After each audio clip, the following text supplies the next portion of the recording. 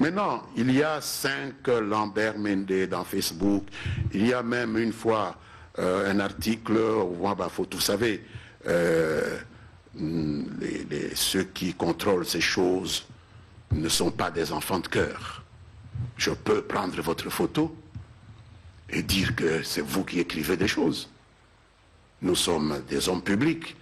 Vous cliquez Mende, vous avez la photo de Mende. Et vous prenez, vous mettez quelque part. J'ai une fois vu un compte pirate Mende où on insultait le président de la République. Vous pensez que moi je peux insulter le président de la République? Même le président qui a lu a éclaté de rire, il m'a appelé.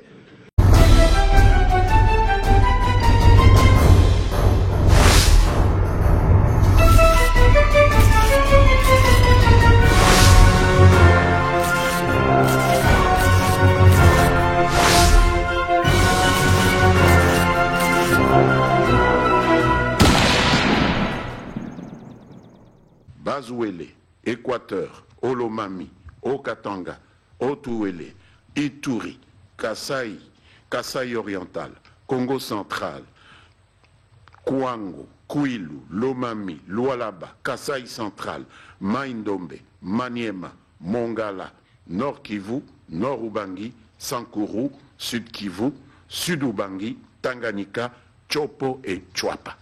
Fin de citation. Le président de la République, Joseph Kabila Kabange, qui a prêté le serment devant la Constitution de respecter et de la faire respecter, a tenu à ce que cette disposition pertinente de notre Constitution puisse être d'application avant la fin de son mandat. Et je ne vois pas qui pourrait lui en faire grief. Et il a donné des instructions au gouvernement à cet effet.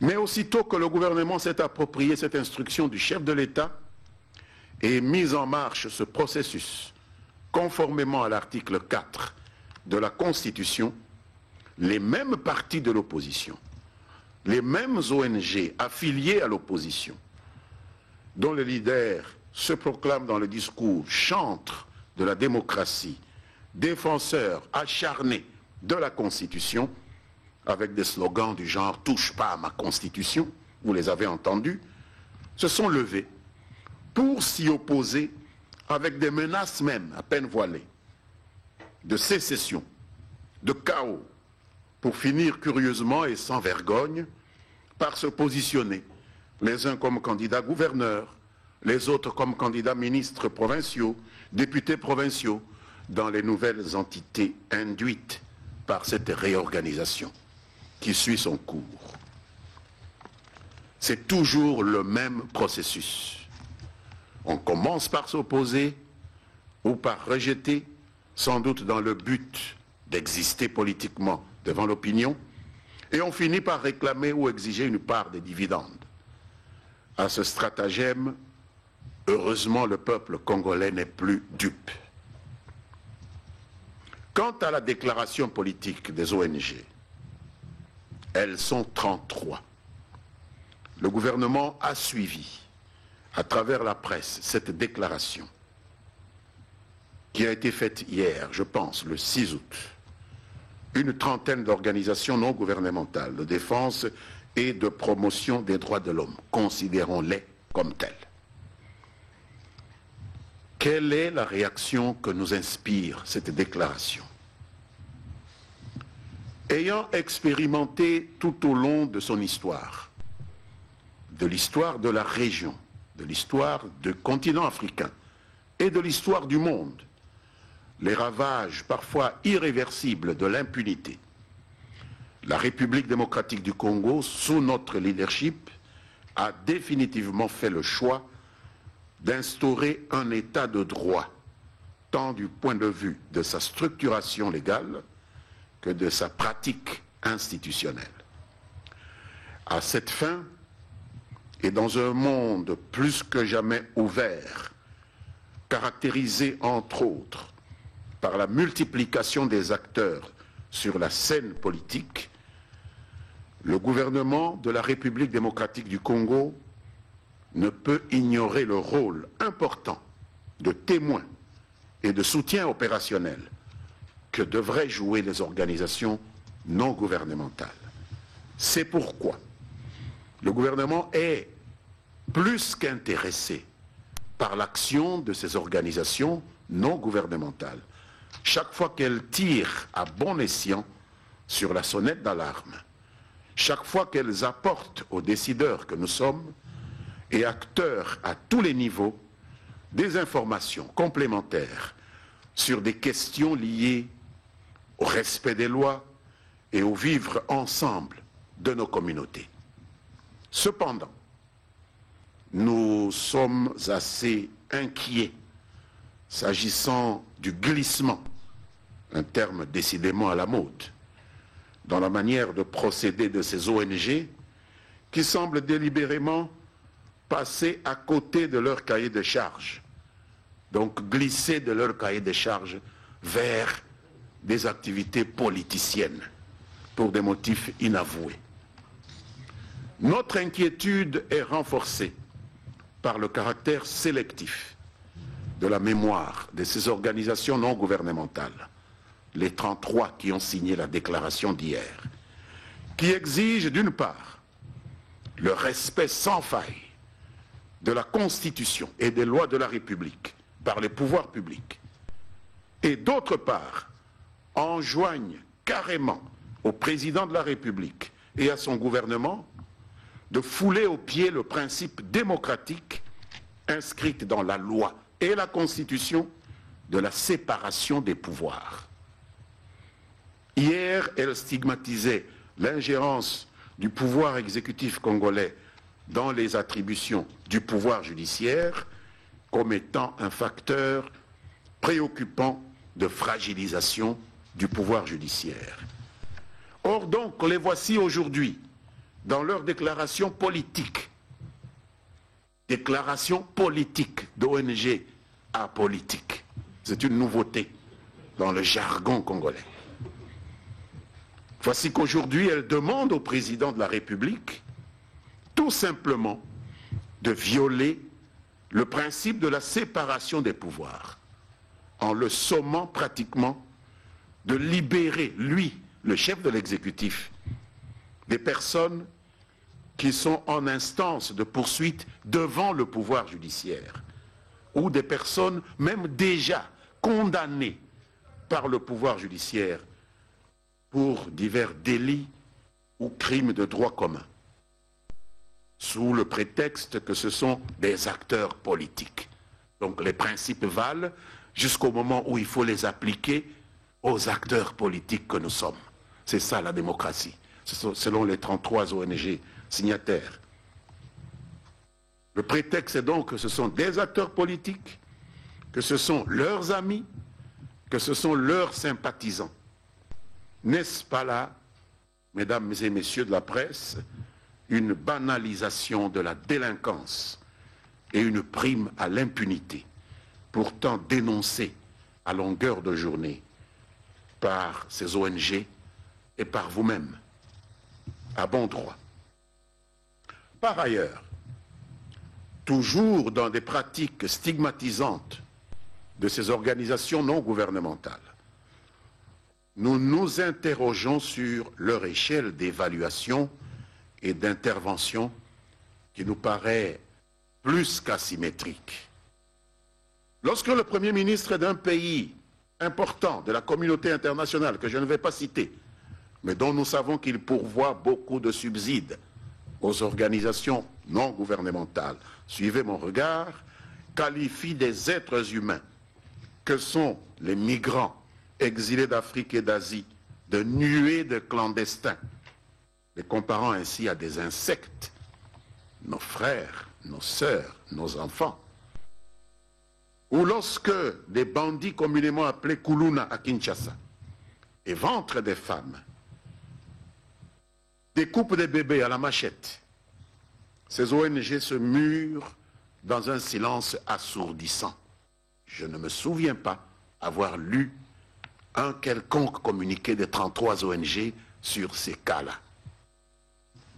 Ces incohérences et cette cécité intermittente respirent, à notre avis, une forme de mépris pour soi-même, mépris pour sa propre société, doublé de mauvaise foi.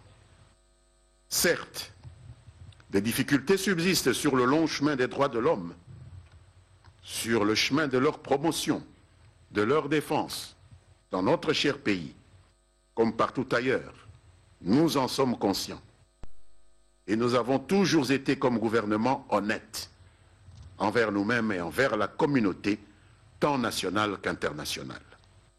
Mais de là à ne chausser des lunettes que pour démonter malicieusement et systématiquement les efforts d'amélioration fournis dans la sphère étatique, dans l'unique but de minimiser les avancées et ainsi confirmer les a priori de leurs généreux donateurs, cela ne sert en tout cas pas la cause du peuple congolais.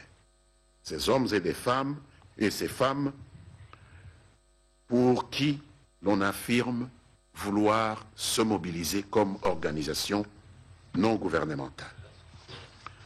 Le gouvernement de la République démocratique du Congo réaffirme par ma voix que l'action des organisations non gouvernementales ne doit être ni une action parallèle au gouvernement, encore moins une activité concurrente ou rivale à celle du gouvernement.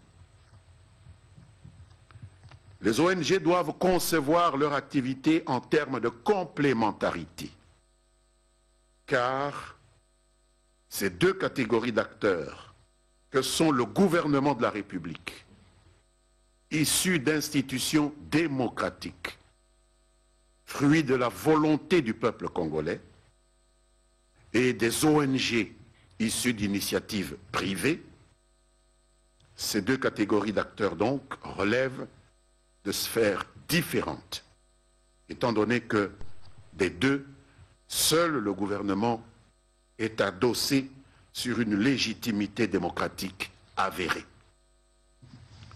Et pour revenir sur les accusations formulées par ces 33 ONG à l'endroit du gouvernement, force est de constater une confusion, de toute évidence délibérée, entretenue autour des cas d'acteurs politiques qui ont eu ces derniers temps des démêlés avec la justice de leur pays, mais que les signataires de la déclaration précitée présentent invariablement et abusivement comme opposants politiques, défenseurs des droits de l'homme et activistes pro-démocratie qui seraient arrêtés, détenus, condamnés pour des motifs politiques ou d'opinion. Et puisque les auteurs de la déclaration sous examen ont nommément cité les concernés pour casser du sucre sur le dos du gouvernement, il n'est pas inutile que je survole rapidement les motifs réels de la détention de ceux qu'ils ont cités. L'ancien député national, M. Diomin Dongala, est en prison pas pour une opinion qu'il aurait émise, mais bien pour un viol sur mineur pour lequel il a été condamné par la justice. L'a-t-on oublié? Le bâtonnier Mouyambo n'est pas encore condamné, mais est poursuivi par le parquet de la République du fait d'une infraction de stelliona, qui n'est pas à confondre avec une opinion politique. Messieurs Vano Kiboko, Ernest Kiaviru, Baouma Winga alias Fred répondent tous de l'infraction d'incitation à la violence. Le discours politique n'a pas de place pour une incitation à la violence qui est une catégorie du code pénal. M. Christopher Ngoï a été arrêté et est poursuivi par la justice pour avoir organisé le pillage des commerces chinois durant les événements qui ont eu lieu ici au mois de janvier dernier. Je ne sais pas si le pillage des commerces chinois peut être assimilé à l'expression d'une opinion politique. Et Yves Makwambala est détenu pour participation à un groupe subversif et illégal qui s'appelle Filimbi, offense à chef d'État au pluriel, ce n'est pas à notre chef d'État seulement, offense à chef d'État, incitation à la violence et à la haine raciale, à la haine ethnique, apologie des crimes de viol collectif à travers des postings sur les réseaux sociaux. Toutes ces infractions, mesdames, messieurs, ne sont certainement pas des arrestations arbitraires des défenseurs des droits de l'homme et des activistes pro-démocratie et des opposants pour des opinions qu'ils auraient émises. C'est abusif. Nous nous étonnons même de voir ces ONG oser recommander à la communauté internationale, à laquelle elle substitue au passage les attributs de notre État congolais, qui est souverain, qui tient à l'autodétermination de son peuple, de prendre des sanctions contre l'État congolais, contre les acteurs impliqués dans les dites arrestations, dans les dites procédures. Une façon de dire que les autorités congolaises devraient dorénavant garantir l'impunité à ceux qui appellent à la violence contre certaines catégories de notre population, tel cet avocat de Kisangani, qui en juin dernier avait posté le message suivant sur la toile.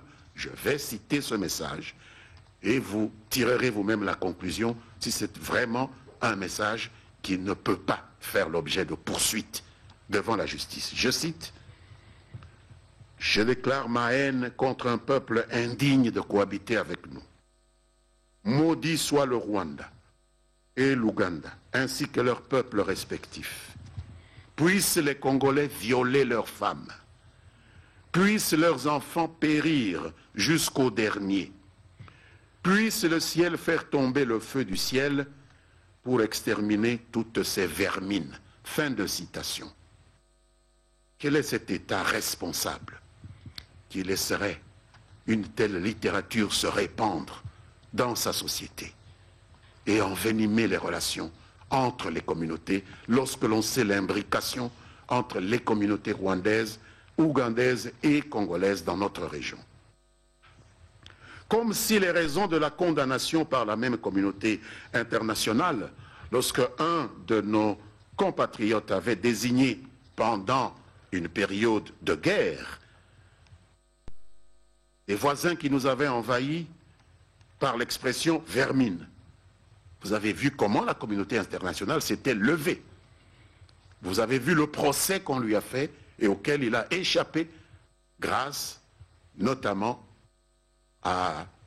aux compétences qui n'étaient pas possibles d'appliquer à une personne qui jouissait de certaines immunités.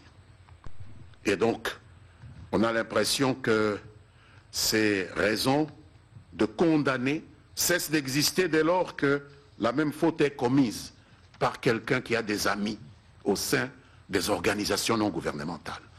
Nous ne partageons pas ce point de vue. Nous n'avons pas cette mémoire sélective. Et le gouvernement rappelle qu'en République démocratique du Congo, comme dans tout état de droit, l'incitation à la haine ethnique, l'appel au crime, l'apologie du crime tombe sous le coup de la loi, peu importe celui qui en est l'auteur. À tout bien considérer, la déclaration des 33 ONG participe, à notre point de vue, d'un combat politique. Ce que nous pouvons leur concéder, chacun au Congo ayant la liberté de faire de la politique. Et nous prenons acte en même temps d'un dévoiement de ces ONG par rapport aux missions qu'elles déclarent poursuivre. Elles ont également prétendu, passant du coq à l'âne, que leurs injonctions reflèteraient la volonté du peuple. Ce qui est faux, car aucune base fiable ne permettant de nous faire croire que la volonté de la population congolaise serait, comme ils ont écrit, de voir les élections urbaines, municipales et locales être organisées au-delà de 2016. Les seules élections qui impliquent les intérêts de ceux que l'on appelle le petit peuple. C'est une opinion d'une partie de ceux que nous pouvons appeler les lettrés de la classe politique, c'est une opinion d'une partie de la société civile que la démocratie à la base n'intéresse pas, pressée qu'elle est d'arriver à remplacer ceux qui sont actuellement au pouvoir dans l'actuelle majorité. Vouloir prétendre que ceci est la volonté du peuple et vouloir l'imposer comme tel, sans que ce peuple ne se soit exprimé là-dessus, ni par un sondage quelconque, ni dans les formes légales voulues, c'est de la tricherie. Ce qui est tout aussi inquiétant que le glissement dont il parle à tout bout de champ. En effet, la Constitution congolaise, en son article 5, stipule, je voudrais vous le rappeler, que la souveraineté nationale appartient au peuple, que tout pouvoir émane du peuple, qu'il exerce directement par voie de référendum ou d'élection et indirectement par ses représentants, c'est-à-dire ceux qu'il a élus en tant que tels et qui sont aujourd'hui dans la majorité. Il va sans dire que s'amuser continuellement à parler au nom du peuple sans être passé par les fourches codines des modalités démocratiques définies par la loi pour pouvoir être considéré comme représentant légitime du peuple, c'est aussi violer la Constitution. Et c'est ce qu'ils font. Je vous remercie.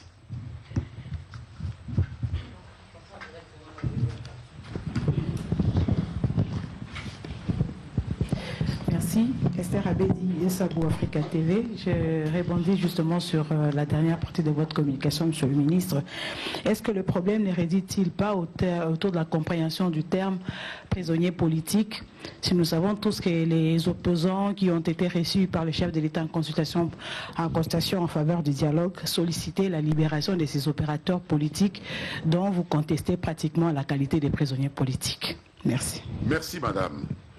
Vous me donnez l'occasion de dire qu'il n'appartient pas à une frange de la population congolaise non habilitée par la loi à donner des qualificatifs aux personnes qui comparaissent devant les cours et tribunaux.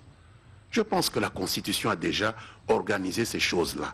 Je pense qu'il y a des dispositions du droit pénal, il y a un ordre judiciaire, seuls les juges décident de qui est innocent, qui ne l'est pas.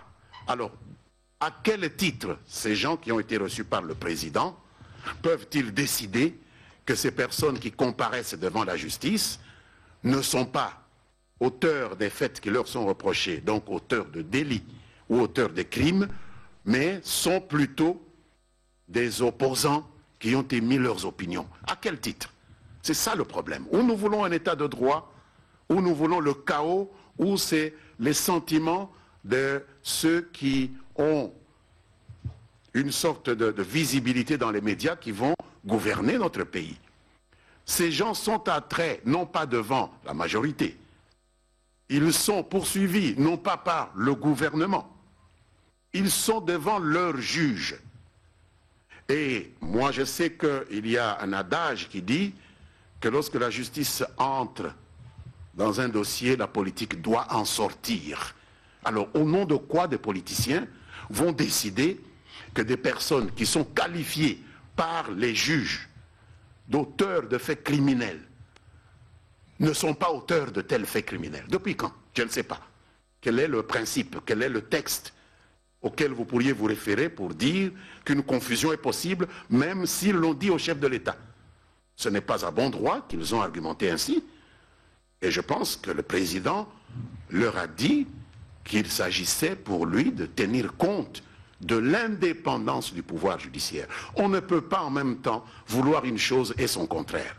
On ne peut pas vouloir se doter d'une justice libre et indépendante et se substituer à elle chaque fois qu'un ami a affaire à elle. Donc la justice est indépendante si c'est quelqu'un que je ne connais pas qui comparaît et qui est condamné, mais dès lors que c'est un ami qui comparaît et qui est condamné, elle cesse d'être indépendante. Moi, politicien, je me substitue et je tranche, ce n'est pas un criminel, c'est un opposant. Non, madame, ce n'est pas un état de droit et ça ne peut pas fonctionner comme ça. Je pense qu'ils le savent et je pense que vous-même, vous le savez également. Monsieur le ministre, j'ai deux petites préoccupations. La première préoccupation que je vais soulever, vous ne l'avez peut-être pas abordée dans votre propos. Il s'agit du désarmement forcé des FDLR. Où en est-on aujourd'hui? Parce que il me semble que lors de vos derniers points de presse, vous aviez avancé un chiffre entre, je crois, 1500 ou moins des FDLR qui restent à traquer. Qu'est-ce qui fait que cette histoire des FDLR, ça fait des décennies que ça dure, et pourtant, à l'Est, si nous prenons la MONUSCO, que vous avez exclue de ces désarmements forcés, la MONUSCO a près de 20 000 hommes à l'Est du pays. Elle n'est jamais arrivée à bout des FDLR, commençant aussi par nos forces armées. Finalement, est-ce que c'est une nébuleuse ou le FDLR est devenu un fonds de commerce pour les uns et les autres? Deuxième préoccupation concernant les postings sur les réseaux sociaux. Nous savons que les réseaux sociaux aujourd'hui, à boire et à manger, il y a beaucoup de postings. Faut-il, chaque fois que quelqu'un fait un posting, qu'il soit poursuivi, ou il y a des postings qu'on peut négliger et laisser passer? Et est-ce qu'on peut mettre en place quelque chose ou une instance qui régule au fait les postings au niveau des réseaux sociaux, parce que le CESAC n'est pas habilité à le faire? En ce qui concerne la première partie de votre question sur le désarmement des FDLR, il circule bien sûr beaucoup de chiffres, mais je n'ai jamais dit qu'il restait 1500 FDLR à désarmer. Lorsque notre opération militaire a démarré, il restait entre 1200 et 1400 éléments en armes des FDLR. Non compris les dépendants, c'est-à-dire les membres de leur famille, parce qu'ils sont venus au Congo, s'ils sont installés, ont noué des relations maritales ou des relations d'amitié avec certaines personnes congolaises, et se sont installés dans des régions où se trouvaient pas mal de réfugiés rwandais qui ne sont pas FDLR.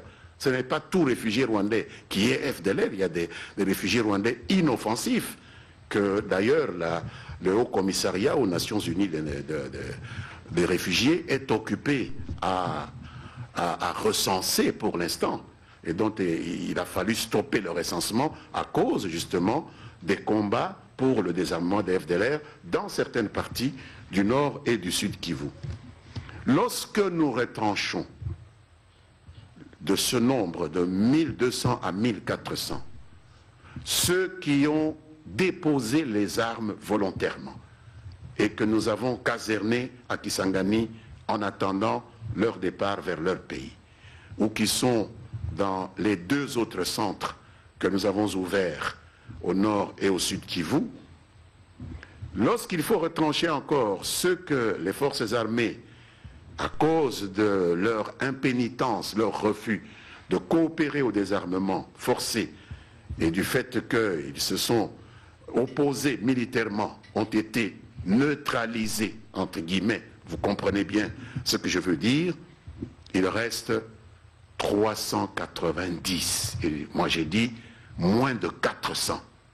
Ce sont des chiffres qui sont corroborés par l'état-major général des forces armées, le général Léon Mouchalet, qui a en charge la coordination de ces opérations dans les deux provinces du Kivu et qui commande même notre armée au niveau de la province orientale en plus, a confirmé ces chiffres de 390. J'ajouterai qu'en dehors des forces armées de la République démocratique du Congo, qui sont au feu, qui sont au contact de ces forces négatives pour les désarmer, dont les services d'intelligence pénètrent ces groupes pour les dénombrer, pour permettre les opérations. En dehors de nos forces à nous, de nos services d'intelligence à nous, qui pénètrent dans les camps des réfugiés rwandais pour les dénombrer, je ne vois pas quelle source crédible peut donner des chiffres que l'on devrait prendre en considération. Nous savons que les FDLR encore actifs ne dépassent pas le chiffre de 400 au jour d'aujourd'hui. Et lorsque nous examinons la trajectoire de l'opération de désarmement forcé, il est permis d'espérer que dans un délai raisonnable, ce problème sera résolu par cette intervention des seules forces armées de la République démocratique du Congo.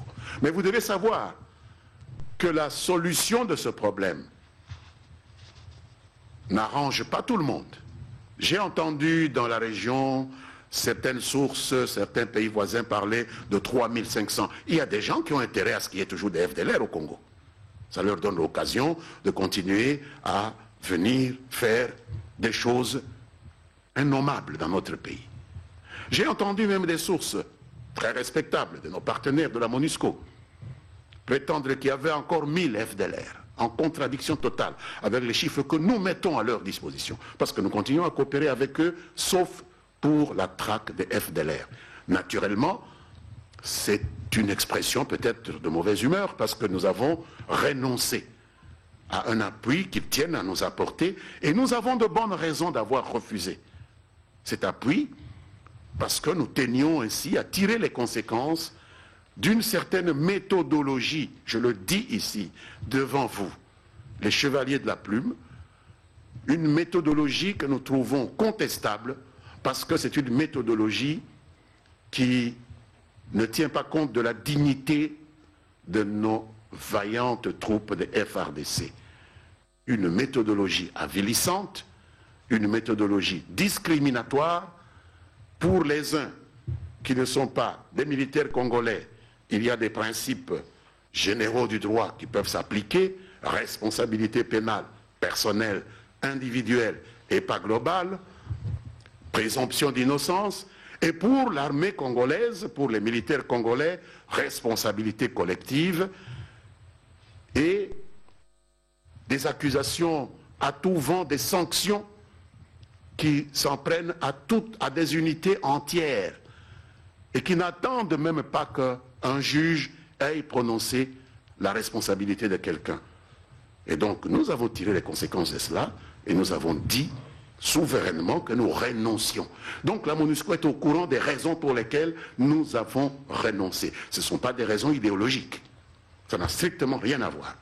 Nous tenons absolument à ce que la dignité de nos troupes soit respectée. On ne peut pas demander à des gens d'aller au feu, de consacrer leur vie et de ne pas se soucier de leur dignité. Et donc si ces raisons changent, peut-être que le président ou le gouvernement réexamineront les conséquences de cette absence de respect de la dignité et du respect de certains principes discriminatoires qui sont appliqués au FARDC. Alors bon, on peut être mécontent de cela et entrer dans des querelles de chiffres. Heureusement que j'ai appris qu'on est en train d'en sortir maintenant, mais je confirme qu'il y a moins de 400 FDLR que nous avions identifiés avant l'opération, qui était entre 1200 et 1400. Aujourd'hui, il y a moins de 400 et c'est un succès dont les Congolais doivent être fiers et que nous comprenons que d'autres ne le soient pas parce que chacun a ses intérêts peut-être dans ces opérations. Donc nous dire qu'il y a 20 000 éléments de la MONUSCO, je vais bien, mais nous avons beaucoup d'autres défis à gérer avec nos partenaires de la MONUSCO. Il y a l'ADF qui est en train de mettre à feu et à sang le Grand Nord. Nous avons une collaboration avec la MONUSCO là-bas. Il y a les FRPI au niveau de la province orientale qui font le coup de feu, qui brûlent des villages, etc. Nous coopérons avec la MONUSCO. Il n'y a pas que les FDLR. Et en tout état de cause, la MONUSCO peut entreprendre aussi des opérations sans nous. Mais nous avons décidé d'exprimer notre rejet de cette méthodologie dans les opérations contre les FDLR. Et jusqu'à présent, il n'y a aucun fait nouveau qui soit venu pour nous amener à changer d'attitude en ce qui concerne ces traitements discriminatoires que l'on applique à nos soldats au cours de ces opérations par leurs partenaires de la MONUSCO. Donc c'est vrai, il y en a pour qui c'est un fonds de commerce, mais pour la RDC, pour son gouvernement, pour son armée, c'est une question de vie ou de mort. Parce que c'est une question de vie ou de mort pour nos populations. Et ce sont nos soldats qui sont les seuls à aller au feu et qui meurent. Parce que lorsque des gens des FDLR résistent, parce que c'est des criminels endurcis, des soldats congolais meurent également. Et donc cela nécessite qu'on les respecte et qu'on ne puisse pas tourner en dérision leur sacrifice. La deuxième question que vous avez posée portait sur les postings. Nous sommes un pays de démocratie. De la même manière que les gens ont le droit de s'exprimer librement dans les médias, je considère les postings comme une expression, une forme d'expression moderne que nous encourageons. Mais je pense que les médias sont la meilleure des choses, mais peuvent être aussi la pire des choses. La preuve, Radio Mille Collines, dans un pays voisin. Souvenez-vous que la justice internationale a eu à juger des gens pour la manière dont ils utilisaient les médias qui appelaient les gens au génocide. Vous appelez les gens à violer des femmes. Vous appelez les gens à tuer des autres. Vous demandez à des Congolais d'aller faire couler le sang d'autres Congolais. On ne peut pas accepter cela par le simple fait que vous le faites par les médias, que vous le faites par un posting. Pas du tout. Tout dépend de ce que vous mettez dans le posting. Ce sont des crimes, ce sont des délits. Donc on peut commettre un crime, on peut commettre un délit par les médias, on peut commettre un crime, on peut commettre un délit par les postings.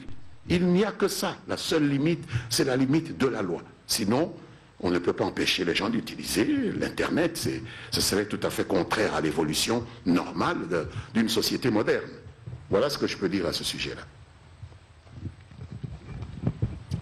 Cyril Milando, Radio Top Congo FM. J'aimerais revenir plutôt sur ce qu'on appelle les prisonniers politiques. Ce matin, j'étais à la prison pour assister au procès des militants qu'on appelle Pro-Démocratie, Fred Baouma et Yves Makwambala. Et ce que je sache, les infractions qui sont retenues contre ces deux activistes ne sont pas celles que nous présente le gouvernement, celles que vous venez de nous présenter. Et concernant le cas de l'honorable honoraire, les députés honoraires plutôt, Kaviro, le magistrat instructeur a retenu d'autres charges. Et en lisant même les procès verbal, dans les dossiers physiques, vous remarquez qu'on retient pratiquement des opinions politiques qu'il aurait émises à partir de Goma. Donc ça n'a rien à voir avec, je ne sais pas ce que les gouvernements qualifie d'infraction. Et j'aimerais encore revenir sur les bâtonniers Mouyambo. Les bâtonniers Mouyambo n'est plus poursuivi pour Stéliona, mais plutôt on l'acquise d'habit de confiance. Et on se demande pour qu'est-ce qu'il fait encore en prison. Et deuxième question concernant les postings. Un jour, je suis allé sur Facebook. J'ai cliqué Lambert Mende et j'ai vu au moins 5 personnes, je ne sais pas si ce sont vos sosies, 5 Lambert Mende sur Facebook. J'avais posé la question à un membre de votre cabinet qui m'avait dit que le ministre Mende n'a pas un compte Facebook. Et si ces personnes, vos sosies, je ne sais pas si je dois les appeler les homos, et si ils postaient des choses aussi de la manière dont on l'a fait pour cet avocat de Kisangani. Allez-vous aussi, qu'est-ce qu'on va faire de vous, du moins de vos sosies? Bonne question.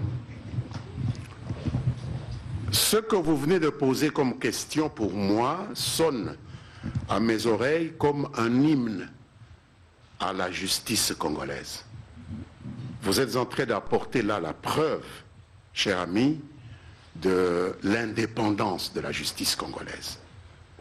Puisque ce que vous dites, c'est que la police judiciaire qui a reçu mandat du ministre de la Justice de présenter ces gens devant le ministère public, ou le ministère public qui va les présenter devant les juges, a donné une qualification, et que soit le ministère public par rapport à la police judiciaire requalifie les faits.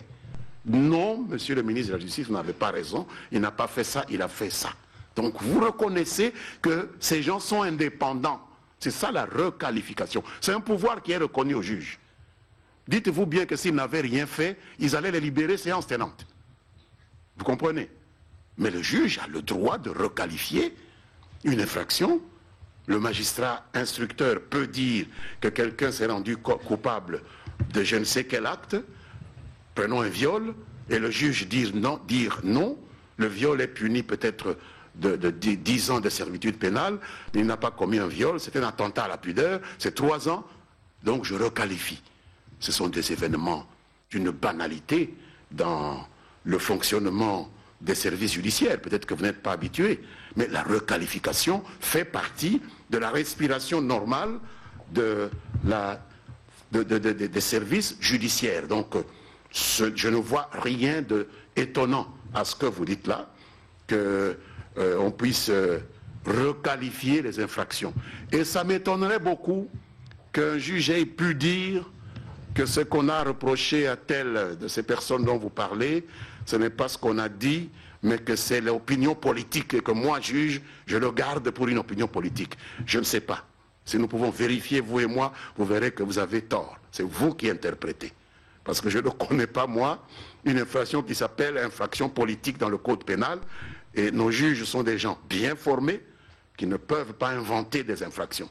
C'est sûrement quelque chose qui est compris dans le code pénal, dont ce monsieur s'est rendu coupable et que le juge a estimé bon de corriger la qualification, peut-être à la suite de l'argumentaire d'un avocat assez compétent et qui va obtenir une requalification qui pourrait avoir un impact sur la peine qu'on peut infliger à son client ou qui peut arriver peut-être, pourquoi pas, à ce qu'on puisse relaxer son client. Donc, la requalification, ce n'est pas la reconnaissance qu'il n'y a pas eu une infraction, pas du tout. C'est la manifestation de la liberté, de l'indépendance du pouvoir judiciaire vis-à-vis de ceux qui ont la charge de leur amener des infractions. Alors, vous dites Mouyambo, on a vu que c'est un abus de confiance et je ne sais pas ce qu'il fait encore là. Donc, on peut faire un abus de confiance et ne pas être sanctionné. Vous trouvez qu'un abus de confiance, c'est un comportement normal qui ne mérite pas d'être sanctionné? Ce serait la première fois que j'entends une chose comme ça. Ce n'était pas un stélionnat, c'est un abus de confiance, donc je ne vois pas ce qu'il fait en prison. Mais un abus de confiance, c'est aussi une infraction. Si tant est qu'on a parlé d'abus de confiance, mais il doit être sanctionné. Pour abus de confiance, c'est aussi une infraction. C'est dans le code pénal. Peut-être que c'est moins lourd qu'un stélionnat, mais il faut quand même vous renseigner. Un avocat vous dira, peut-être qu'il va encourir une peine moins lourde que si on l'avait convaincu de stélionnat, hein, toutes choses étant égales à ce que vous dites, mais un abus de confiance est une infraction. Donc on peut le garder pour un abus de confiance. Et de toute façon, ni vous ni moi ne savons nous substituer à la décision de celui qui a décidé de le garder, si c'est seulement pour abus de confiance ou pour autre chose. Maintenant, il y a 5 Lambert Mende dans Facebook. Il y a même une fois un article, vous savez, ceux qui contrôlent ces choses ne sont pas des enfants de cœur. Je peux prendre votre photo et dire que c'est vous qui écrivez des choses. Nous sommes des hommes publics. Vous cliquez Mende, vous avez la photo de Mende. Et vous prenez, vous mettez quelque part. J'ai une fois vu un compte pirate Mende où on insultait le président de la République. Vous pensez que moi je peux insulter le président de la République? Même le président qui a lu a éclaté de rire, il m'a appelé. Donc vous comprenez bien que les gens ne sont pas dupes à ce point-là. Donc c'est l'argument des faibles, des gens qui ne savent plus à quoi s'en tenir et qui croient qu'en faisant cela, ils peuvent nous déstabiliser, déstabiliser notre majorité, déstabiliser notre gouvernement. Nous avons, quoi qu'il en soit, entrepris des actions. Déjà à 2 reprises, nous avons envoyé des juristes à Paris et qui ont comparu au tribunal avec les représentants de Facebook. Et j'ai compris qu'à un moment donné, on a pu retirer cela. Maintenant, nous avons compris que ça revient. Nous allons exiger des dommages et intérêts cette fois-ci. ça ne me gênerait pas de recevoir un peu d'argent de Facebook. Parce qu'ils ne font pas attention avec leur technologie où on peut utiliser des noms et des images de gens sans que ce soit eux-mêmes qui le font. C'est la pure vérité. Moi, j'ai à deux reprises été autorisé par le Premier ministre d'envoyer à Paris un de mes conseillers juridiques pour comparaître devant une chambre correctionnelle de la Cour de Paris avec des experts qui représentent Facebook, et on leur a fait des remontrances et ça avait disparu un moment. Le vice-premier ministre Bochab est dans le même cas. Il y a au moins 3 comptes Évariste Bochab où on insulte l'épouse du président, où on fait ceci, etc. Mais c'est ridicule. Nous allons probablement essayer d'entreprendre une action pour demander à ces réseaux sociaux de mieux s'organiser pour protéger ceux qui ne veulent pas qu'on utilise abusivement leurs images, parce que nous avons aussi des droits. Et donc, il y a toujours des malfaisants partout. Nous n'avons pas à répondre à leur place. Personne ne viendra m'arrêter pour cela. Personne ne vous arrêtera parce que quelqu'un utilise votre nom. Et d'ailleurs, il suffit pour vous de démentir. Mais ceux dont nous parlons ici, il ne s'agit pas de démentir. Ils ont reconnu avoir écrit cela, ils ont assumé leurs écrits, et donc forcément, ils doivent en répondre. Donc, voilà ce que je peux vous dire à ce sujet-là. Monsieur le ministre, j'ai juste une petite préoccupation. Avant de m'y atteler, je voudrais rectifier un peu ce qu'a dit mon confrère Cyril Milandou. C'est que, à ma connaissance, Mouyambo, la commission rogatoire l'a même lavé d'abus de confiance. Oui. Et là, ma préoccupation, c'est que nous sommes dans une période où il nous faut un vrai débat démocratique. Et ça, vous le dites vous-même, plusieurs fois vous l'avez dit. Et malheureusement, il se fait que plusieurs médias, qui ne sont pas de l'obédience gouvernementale, ça je veux le dire, demeurent interdits. Et tout récemment, vous avez autorisé la réouverture de la radio-télévision catholique, parce que peut-être le cardinal en a parlé avec le président de la République. Mais qu'en est-il des autres médias qui, selon vous, n'avaient péché que pour des problèmes administratifs? Ok. En ce qui concerne les infractions qui sont mises à charge de l'ancien bâtonnier Mouyambo, je voudrais inviter tous les représentants des médias qui sont ici à beaucoup de prudence, parce que nous ne sommes pas au prétoire. Maintenant, il y en a qui disent on a requalifié, ce n'est pas du stélionnat, c'est un abus de confiance. Vous dites non, on l'a lavé d'abus de confiance. Je crois entendre l'avocat de Mouyambo. Mais qu'est-ce que nous faisons? Nous ne jugeons personne ici. Hein. C'est là-bas que ça se passe et c'est au juge à décider si, fort de cela, on devrait le libérer ou pas.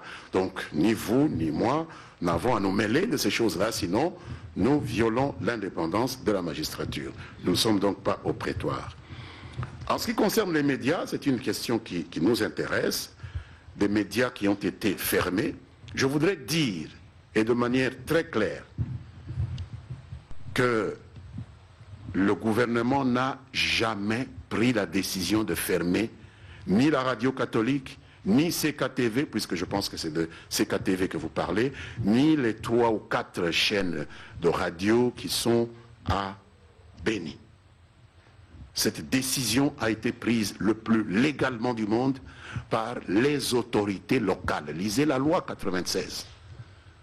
L'administration, les autorités locales ont le pouvoir de prendre des mesures conservatoires que nous avons confirmées. Et nous, ce que nous avons fait le relais entre les autorités locales, parce que nous ne sommes pas à Béni. Il y a des autorités locales à Béni. Il y a un maire à Béni. Il y a des bourgmestres à Béni. Il y a la police à Béni. Il y a un procureur à Béni qui dit cette radio, il y a des militaires, des commandants là-bas sur place. Ces radios sont en train de donner des mots d'ordre aux assassins. Nous prenons la décision de les fermer. Eh bien, cette décision, si nous les laissons face à face, sans intervenir, ça risque de rester comme ça pendant des années. Ils nous font rapport, et qu'est-ce que nous faisons? Nous leur demandons le dossier, et nous envoyons le dossier au Conseil supérieur de l'audiovisuel et de la communication. Voilà des mesures conservatoires qui ont été prises par notre espace, puisqu'un maire qui prend une décision, un policier qui prend une décision, c'est l'espace exécutif. Voilà les décisions que notre espace a prises. Vous pouvez les confirmer, tout comme vous pouvez les annuler. Donc ça relève du Conseil supérieur de l'audiovisuel et de la communication. Il y en a parmi elles qui n'ont pas pu émettre, être autorisées à émettre faute de documents. Donc il y a plusieurs raisons, et j'étais assez choqué d'entendre des responsables de CKTV affirmer crûment que c'est pour les mêmes raisons qu'on a fermé la radio catholique, qu'on les a fermés eux. Qui leur a dit ça? Qui leur a dit? Je ne leur ai jamais dit ça. Nous n'avons jamais fermé ces deux radios pour les mêmes raisons. Il y a eu certaines pour des raisons administratives, et il y en a d'autres pour des raisons que les autorités locales ont décidé de les fermer pour des raisons de sécurité locale. Et là, c'est une violation du cahier des charges, parce que le cahier des charges ne vous autorise pas à prendre des émissions qui remettent en cause la sécurité des gens. Par exemple, faire passer des mots d'ordre sous code pour des groupes qui viennent étrangler nos bébés, nos femmes là-bas dans le Grand Nord. Et donc on passe cela à l'autorité de régulation. Et là, nous avons joué un peu le rôle du procureur. Et le procureur ne peut pas, quand le dossier est vraiment à ce niveau-là, dire que c'est lui qui va trancher, qui va remettre en cause, etc. Mais celles qui ont été suspendues pour des raisons administratives, dès lors qu'elles remplissent ces conditions, eh bien, l'autorité qui a pris la décision de ne pas les laisser émettre pour des raisons administratives peut lever cette mesure-là et les laisser émettre. Voilà tout. Donc la question doit être posée plus au Conseil supérieur de l'audiovisuel et de la communication. Je sais qu'ils me font l'honneur de me copier chaque fois qu'ils écrivent à ces gens. Je sais que les dossiers sont pris en main et que c'est programmé dans leurs assemblées, je ne sais pas comment ils appellent ça, assemblée générale. Le cas de CKTV est inscrit, le cas de certaines de ces radios de Béni qui ont été fermées par les autorités locales est inscrit. Je ne doute pas qu'ils prendront des décisions qui peuvent permettre à ce que, un jour ou un autre, ces gens puissent reprendre. Mais cela ne relève plus de la sphère de l'exécutif. Voilà les explications que je peux vous donner à ce sujet-là. Élisée Odia, Congo Web Télévision, Monsieur le ministre, de ce que vous avez qualifié de fausses controverses autour du nombre de sessions extraordinaires, en passant par la réorganisation territoriale, sans parler de la déclaration politique des 33 ONG, on se rend compte que le gouvernement et bien plus le président de la République sont déterminés à appliquer la Constitution de bout en bout. Alors on se demande si la Constitution doit être respectée, pourquoi est-ce que le dialogue a tout son sens encore dans un pays où l'on veut seulement respecter la Constitution. Et deuxième préoccupation, juste pour fixer l'opinion par rapport dans cette vague d'inauguration qu'a eu effectué le président de la République, on parle de 18 locomotives réceptionnées récemment qui risquent de ne pas quitter la gare bientôt parce qu'il y a de nombreux problèmes d'ordre logistique. Qu'est-ce que vous pouvez nous dire par rapport à ça, mais également ça m'a échappé, par rapport à la paye des fonctionnaires du mois de juillet qui traîne? Y a-t-il un problème au niveau de listing ou qu'est-ce qui s'est passé avec la paie des fonctionnaires de l'État? Le dialogue a-t-il son sens dans un pays où il y a une constitution? La question est de savoir si la constitution interdit le dialogue. Je ne sais pas.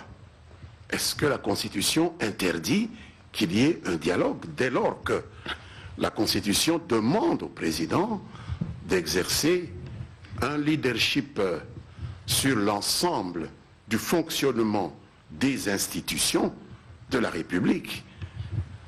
Et si le président estime que le meilleur moyen de pouvoir insuffler un esprit qui permette aux institutions de fonctionner normalement, puisque tel est son devoir, garantir le fonctionnement des institutions. Puisqu'il y a des devoirs qui sont donnés aux institutions, qu'il leur appartient de définir par quel chemin on y passe pour y arriver. Et parmi les devoirs auxquels le président de la République est astreint, il y a la garantie du bon fonctionnement des institutions. Alors, le président de la République estime que pour garantir le bon fonctionnement des institutions, et notamment le fait que la Commission électorale nationale indépendante remplisse correctement son travail, que les Congolais aient la possibilité d'aller à des élections apaisées, il faut un dialogue. Mais le dialogue devient constitutionnel, naturellement, puisque c'est le moyen de permettre au président d'accomplir la mission constitutionnelle qui lui revient, de garantir le bon fonctionnement des institutions. Vous voyez que c'est lié. Et que c'est en ne faisant pas cela que le président violerait justement sa mission de garantir le bon fonctionnement des institutions. Parce que nous avons vu ce qui s'est passé en 2006, il faut en tirer les conséquences. Nous avons vu ce qui s'est passé en 2011, il faut en tirer les conséquences, il n'est jamais trop tard pour bien faire. Si le président dit que, en ma qualité de garant du bon fonctionnement des institutions, je dois faire en sorte que les Congolais se rencontrent, que les Congolais revisitent leurs pratiques politiques, leur rapport à la politique, pour avoir des comportements plus conformes à la Constitution. Faut-il que cela soit écrit dans la Constitution? Non, la Constitution lui demande de garantir cela. La Constitution n'a pas mis en place un président robot qui ne fait que ce qui est écrit, 1 + 1 = 2. Non, on lui demande de faire des choses. Le programme du gouvernement n'est pas inscrit dans la Constitution. L'Assemblée nationale constitue un gouvernement, l'approuve, mais le Premier ministre se retire avec ses ministres et sous la direction du président élabore un programme de gouvernement pour atteindre l'objectif qui est fixé, qui est celui de nous amener vers le mieux-être. Le président doit garantir la paix, le président doit garantir la sécurité, le bon fonctionnement des institutions. Il a trouvé ce moyen-là, qui est l'organisation d'un dialogue, pour jouer le rôle constitutionnel qui est le sien. Il ne faut pas prendre ombrage de cela. C'est le rôle constitutionnel de l'élu de la nation que de garantir le bon fonctionnement. Il n'a pas dit autre chose. Donc je pense que de ce point de vue-là, vous m'avez donné l'occasion de dire que le dialogue est bien constitutionnel à cet égard. Vous dites que il y a 18 locomotives, la logistique, est-ce qu'elle suit? Il y a des problèmes de mazout, nous avons entendu. Il y a le problème des rails, etc. Bon, c'est toujours ce problème dans notre pays où il ne faut jamais commencer quelque chose. Vous ne sortez pas du débat entre la poule et l'œuf. Qu'est-ce qui vient avant? Est-ce qu'il faut acheter un œuf pour aller le faire couver pour qu'un poussin en sorte? Ou bien acheter une poule pour qu'elle puisse être fécondée, pour qu'elle puisse pondre un œuf? Mais ce débat-là, il est vraiment ridicule. Je peux acheter des œufs et les mettre dans une couveuse, c'est bien, j'aurai des poussins. Tout comme je peux acheter une poule pondeuse et la faire pondre, j'aurai aussi des poussins. Quel est le problème? Où est le débat, sincèrement? Alors, il faut, pour assurer l'évacuation de nos minerais, faciliter la mobilité de nos citoyens dans ce grand ensemble où Stanley a dit que le pays ne vaut rien, ne vaut pas un phénix s'il n'y a pas de chemin de fer. Il faut des locomotives, il faut des rails, il faut du carburant pour faire rouler les locomotives. Je pense que le plus cher, c'est les locomotives. Alors, si on a commencé par les locomotives, où est le problème? Vous croyez que ces locomotives vont rester là, ad vitam aeternam, sans que nous ayons du carburant? Et parce qu'on a fait une semaine sans avoir du carburant, c'est la fin du monde? Non! Si on n'a pas eu du carburant la semaine passée, on en aura la semaine prochaine. ou la semaine qui vient, et les locomotives sont déjà là, acquises. Les rails, nous allons les réparer, les arranger. Si on n'a pas du fer pour le faire, on peut le faire avec des traverses en bois. Mais je pense que la dépense la plus urgente, du point de vue du gouvernement, c'était les locomotives. C'était plus important et nous avons commencé par ça et nous continuons. Et d'ailleurs, en ce qui concerne les rails, il y a déjà une bonne partie qui est faite et il reste une plus grande partie, mais nous n'avons jamais dit que lorsque le président est allé présenter ces locomotives-là, il est allé avec une baguette magique pour organiser la remise en état de tout le réseau et en même temps multiplier les fûts de carburant comme Jésus a multiplié les pains. Non, non, on commence par ce qui est plus important et on termine par la suite. Nous avons vu hier un exemple édifiant avec nos amis égyptiens au Caire. Je pense que Madame la directrice générale nous a fait le plaisir de nous faire vivre cet événement historique. Ces gens, ils veulent gagner beaucoup d'argent. Avec le canal de Suez actuellement, entre 40 et 50 bateaux seulement par jour. Ils disent, si nous creusons un autre canal, même si ça nous coûte énormément d'argent, 9 milliards de dollars, nous allons passer du simple au double, de 47 à 92, je crois, 97. Et ils disent, à l'horizon 2023, nous allons gagner par an 13 milliards de dollars. Vous voyez, 2023. Sisi ne sera plus président sûrement. Mais il faut savoir investir dans la durée. C'est comme ça que les peuples font leurs histoires. Nous n'allons pas faire des choses, chercher miraculeusement. On a jeté 9 milliards, demain il faut qu'on ait 23 milliards. Non! Il faut commencer quelque part et petit à petit aller vers l'objectif. Je pense que c'est ce qui nous manque et vous, hommes des médias, avez la possibilité de nous éduquer, nous, hommes politiques, à abandonner cette recherche de la facilité. Hein? Je fais aujourd'hui, qu'est-ce que ça me profite à moi?